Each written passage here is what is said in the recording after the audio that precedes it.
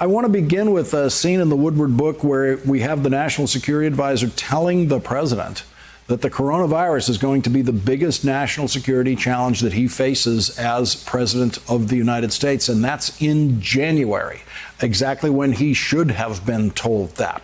And then we see the revelations in the February 7th tape with Bob Woodward and more. So it's very clear that the president was told what was coming very early. Which is extraordinary, Lawrence, because the storyline that the White House has tried to tell up until now is that the president really wasn't briefed. He didn't have the information that he needed. It wasn't a big deal. He wasn't expecting it to become anything of particular seriousness. On one level, I'm reassured to know that the National Security Advisor actually understood the gravity of a global pandemic. On the other hand, I'm quite concerned to learn that the president, knowing that, wittingly did nothing to prepare. And worse, he lied to the American people about its severity. Really what we learned today, Lawrence, is that by his own admission, by lying to the American people, we now know that Donald Trump surely has the blood of tens of thousands of Americans on his hands.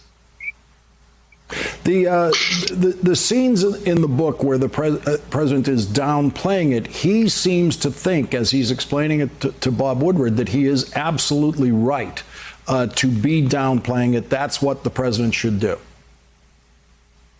What the president should do is tell the American people the truth, even the hard truths that they need to know, if it is necessary to keep us safe. The president says he didn't want to create a panic. Today he said he didn't want to create a frenzy.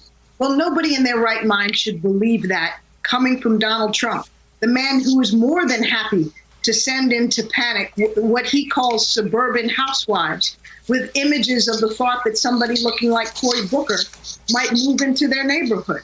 He was more than happy before the 2018 midterm elections to try to use the specter of caravans of immigrants crossing our borders in droves to scare the American people.